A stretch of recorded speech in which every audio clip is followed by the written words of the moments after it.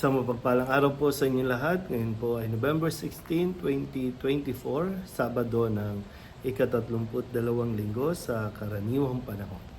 Ating pong unang pagbasa ay hinango mula sa ikatlong sulat ni Juan, verses 5 to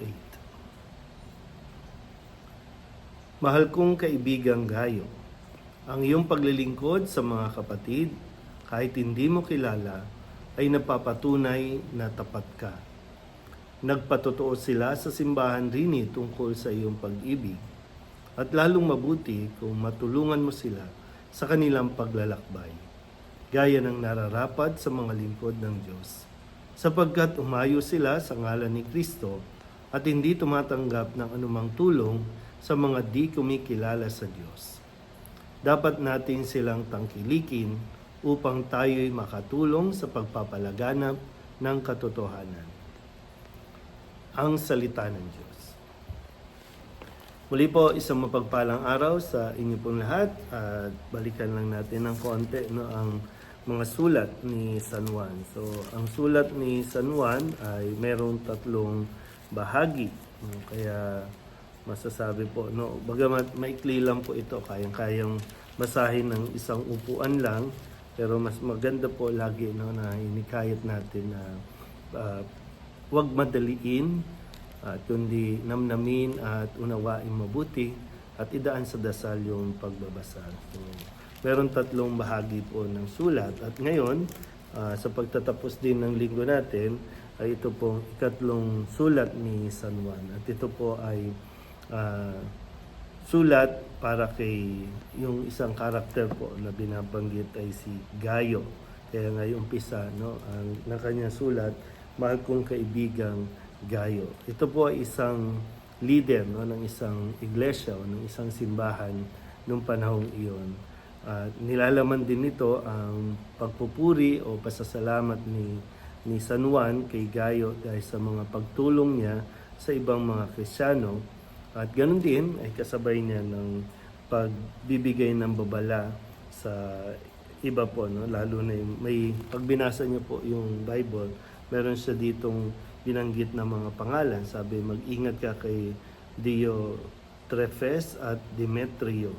Ito yung ilan sa mga tao noon na nagtuturo ng salungat sa itinuturo ng mga apostol na ipinamana sa mga sumunod din mga leader sa simbahan.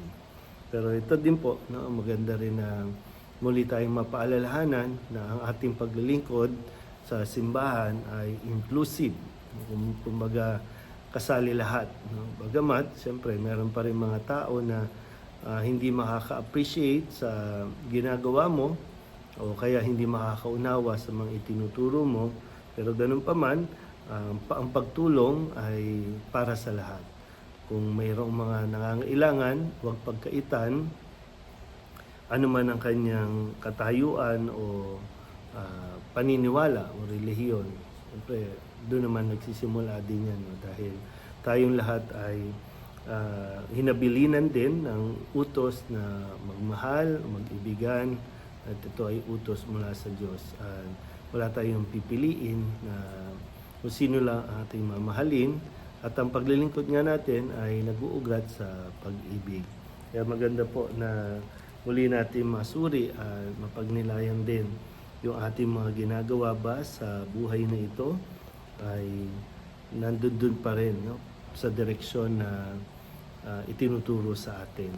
So, sana po huwag tayong panghinaan na tumulong, lalo pa sa panahon ngayon. Sunod-sunod po ang mga trahedya, dulot ng mga bagyo. Marami ang mga ngailangan ng tulong. Sa abot ng ating makakaya ay sikapin natin na makatulong. Kahit na alam naman natin kung bakit nagkakaganito ang ating kapaligiran dahil may mga tao po na nagiging makasarili, sakim sa kayamanan. Kaya kahit ang kalikasan ay masira, wala silang hindi nila ito naiisip. Ang naapektuhan ang mga taong bayan o mga mamamayan, lalo na sa mga lugar na talagang nagiging nasisira ang mga kalikasan. Kaya sana po ang paglilingkod ay dapat nagmumula sa pag-ibig. Nagmumula yung nagmo-motivate sa atin na maglingkod ay dahil sa pagmamahal natin sa Diyos. Muli po, isang mapagpalang araw sa inyo pong lahat.